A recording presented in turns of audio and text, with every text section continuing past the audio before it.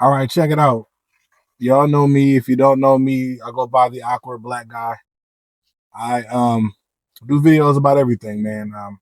From mindset, motivation, financial independence, all kind of stuff. Just things that I think we need to see. Basically, I feel like I'm the bringer of light. So it's only natural that I tell you that I'm getting ready to be 37, and it's just starting to dawn on me, um, like what life is really about.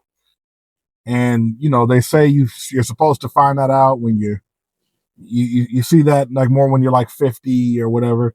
You know what? Honestly, I, that's trash because the sooner you find out more about like what life is about, that's the quicker you're actually able to kind of understand your purpose. Understanding your purpose is one thing, but understanding what life is about, like just life in general, is it's it's important, man. So I'm gonna give you my take on it. It took me 37 years to understand this. On one end, you start to learn that life is that the world is humans and the world are just it's a one hive with a series of different hives in it, right? You're a child, you're born into this world, you're a child. You go through the rigmarole you need to go through to learn how to adapt to the society that's already there before you got there, right? So you learn about that. Then after you learn how to adapt that, you start to go, you start to kind of create your own independent hive within this hive we call the world, right? And that's what you do. You're created.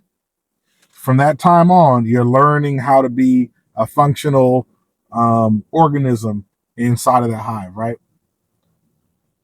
You do that. Hopefully, you're successful. Some people are not. There's places that you go when you're not successful, right? There's things you have to do and kind of situations you're in when you're not successful. Some hives are better than other hives, right? Okay, so you go through that whole process. In my mind, for a long time, that's kind of how I looked at the world in a sense. Not as detailed as that, but that's the best analogy I can give. But that's how I looked at the world. You know, we're all given a particular job, and it's generally the same thing. You learn how to function in the hive society, right? Then after you get to a certain point, you're given the ability to create another member of the hive because you're of age now, or you're able to sustain other hive members. So here you go. That's cool. Uh, here's the thing, though.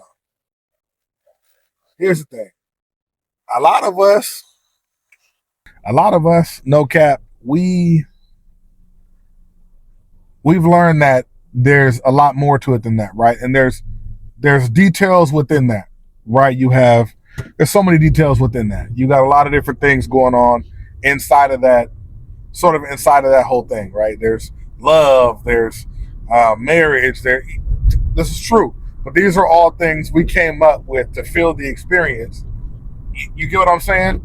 Of being born, being born into a hive and learning how to be part of the hive and function as a member of the hive, reproduce, and then you're no more. That's what we do. But in between, what I realized is that the most important thing to do is to understand that since life is short, you have to live it. And when I say that, I don't mean you go surfing, you find something you like to do, I mean really experience it. And I've learned that life is nothing more than an experience, right? And it's up to you how you do it. But if you talk to people, I'm not going to say right before they pass, but when you talk to people that are of age, a lot of them say, I've done all I need to do. I've lived the life I need to live.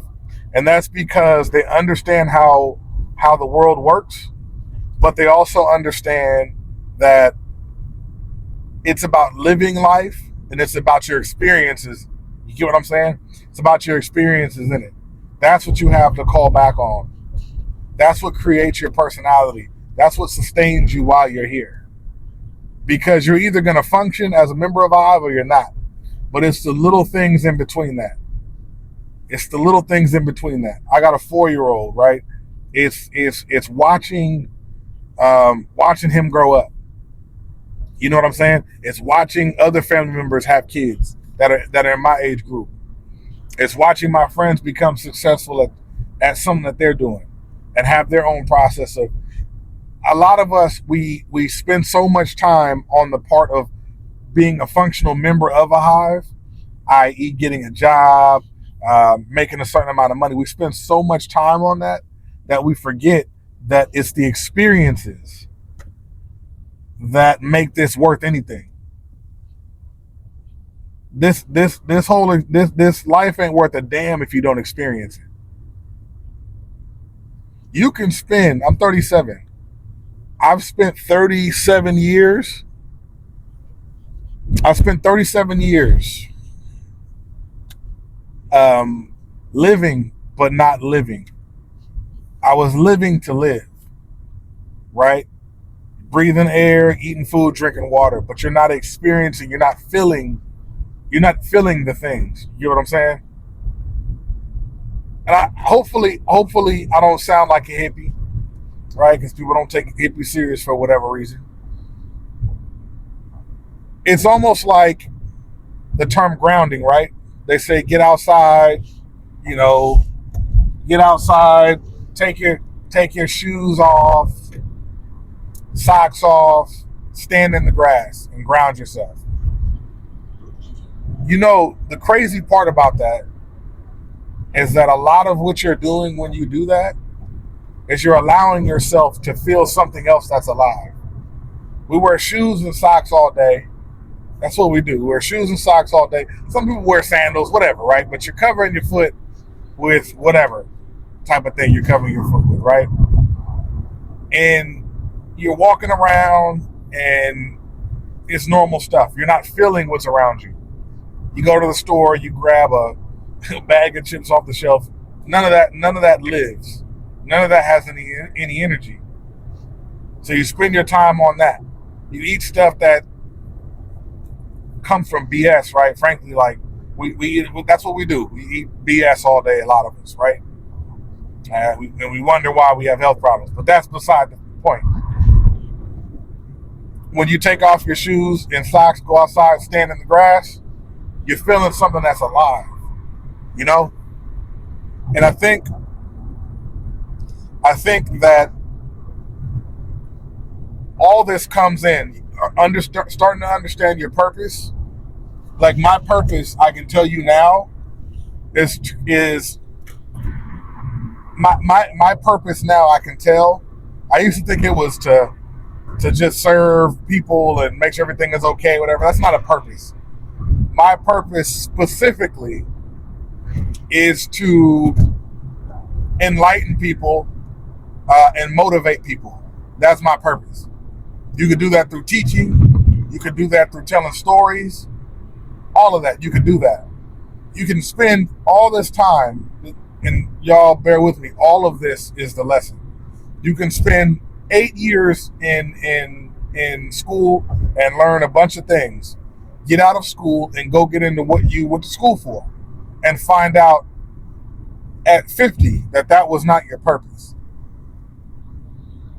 Your purpose might have been to go to that school to meet somebody, to shape their mind to become somebody that saves the world. You don't know. And so when I look back at people like Tupac, or I look back at people, you know, Marcus Garvey, Malcolm X, MLK, you know what I mean? When I look back at that, I see people that learn their purpose, they jumped into it and never looked back. When we say they're inspiring, and when we love what they did, or we whatever, however we say that, and they are inspiring. But one thing we leave out is that we see that they learned their purpose. They were confident 100% in their purpose, and they move forward. They didn't have that mindset where I'm going to wake up and go be functional in the hive and then go home, eat, go to sleep, start it over the next day. A lot of us are unhappy doing that in some way, shape, or form. Some of us don't want to work anymore. We're tired of working, right? We're at a job that we hate. It kills us to work.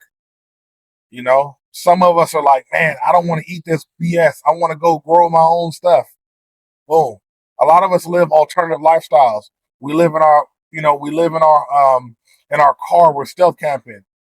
I did a video about a brother that built a cabin in the woods, his own tiny home in the woods. Right? He didn't have anybody else anywhere else to go, but his spirit is fed. His spirit is well fed. You get what I'm saying? He's not. Yeah, it'd be great to like always know you have a meal coming, right? I get it, but his spirit is fed, and that is you can't buy that. So now, now he's able to sit back and understand and go and make these videos on YouTube, make money from these, and use that money to do what feeds his spirit, which is same thing I want to do: help people, motivate them in business, motivate them in just in life, period. I find that the most engaged I am in a conversation is if people are talking about what they want to do from an entrepreneur standpoint, what business they want to get in. I could talk about that with them all day. I can advise them on certain things. And I get even more excited if they advise me, right? So this is what I've learned. I'm going to sum it up. This is what I've learned. In life, the thing that's taught to you in many different ways is that your job is to function in a hive, function properly in a hive, and then create more people to function highly in the hive.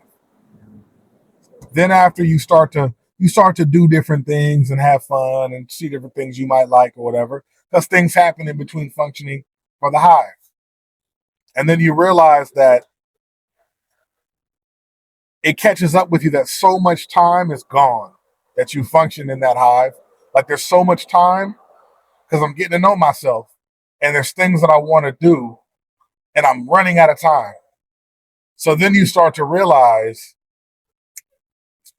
the old folks was right. It's about experiences. Now, preferably ones you want to have, right? But experiences. So with that being said, put yourself in a situation where you can have experiences. It doesn't matter if going to work is a really good experience. That's an experience. Going to school is a good experience. If that's the case for you, that's an experience. Doesn't matter. Whatever is a good experience for you and brings energy to you. It's something that feeds your soul. Do that. You know, I bring up work and I bring up school and I bring up having kids and all that. That's part of the hive mentality in a sense that that's how the world looks that's how the world looks at you in terms of your function, your function on earth. Are you a contributing member to society, which is the hive, right? You means you have a job, you pay taxes, you have a home, you buy things at grocery stores and fund your area or fund the world so they can do the same thing. You have kids, then they do the same thing. That's what we rely on. We rely on that. We humans really fuel Earth. That's humans are Earth's fuel. You know what I'm saying? But don't get so caught up in that process that you can't even tell somebody what you like to do. I'm working on actually like I think now is when I can actually say this is what I like to do. For so long, this is what I like to do. It took me until I would say possibly maybe 30, 31 years old for me to go, man, I like to go to I like to go to performances. I like to go to shows.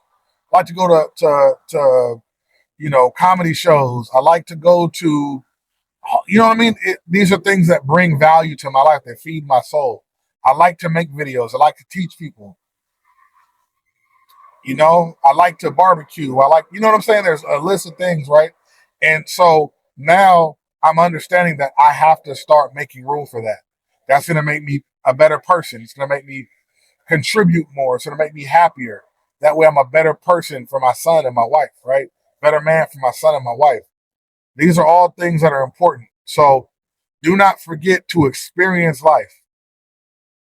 I heard a man once say, the world is a beautiful place, but the people just don't know how to live in it. Don't live to live. Live. Live, man. All right, y'all.